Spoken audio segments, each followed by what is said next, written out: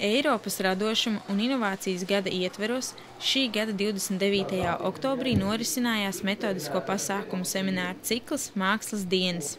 Cikls Mākslas dienas ir Rīgas Izglītības un informatīvu metodiskā centra organizēts seminārs, kura galvenais mērķis ir veicināt pedagogu radošumu un inovāciju ieviešanu mācību procesā mākslu jomā.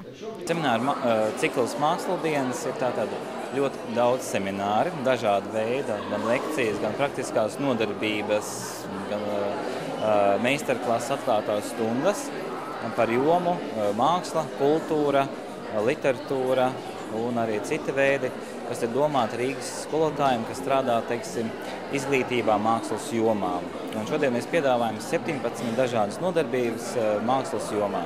Galvenā mērķa auditorija bija Rīgas skolu pedagogi, kas pārstāvēja vizuālās mākslas, literatūras, kulturoloģijas un mūzikas mācību priekšmetus. Lekcijas sniedza nevien akadēmiskā virziena lektori, bet arī mākslas profesionāļi. Pedagogs ir radošs cilvēks, es domāju. Tāds īsts pedagogs, ja viņš atnāca uz kursiem, tad jau viņš grib kaut ko uzzināt, grib viņš pilnveidoties, grib pats iemācīties, un es domāju, ka viņš ir atvērts idejām. Savulaik, tagad ir situācija, man liekas, ir labāk, jo savulaik es atceros, ka bija skolotāji diezgan tādi nospiest sen apakaļ. Tādi nospiest un tā kā kaunējās, ka viņi kaut ko neprot, bet tagad cilvēki pa šiem daudziem gadiem ir, es domāju, palikuši atbrīvotāki un ir forši ar pedagogiem, man prieks te būt. Semināra cikla Mākslas dienas ietvaros tika mēģināts rast atbildes uz vairākiem nozīmīgiem jautājumiem. Kas ir radošums un inovācija izglītībā? Kā veicināt radošu un inovatīvo spēju attīstību skolēnos? Galvenie ieguvumi šoreiz ir tādi, ka ļoti daudz un pamatīga teorija, ko mums sniedza. Tāds iepazinos ar šo teoriju, un šī teorija man palīdzēs tālāk apdomāt tieši šo darbību, balstītu uz teoriju, tieši šo radošumu, šo radošo kvalitāšu attīstīšanu vizuālās mākslas stundās. Man ļoti patika.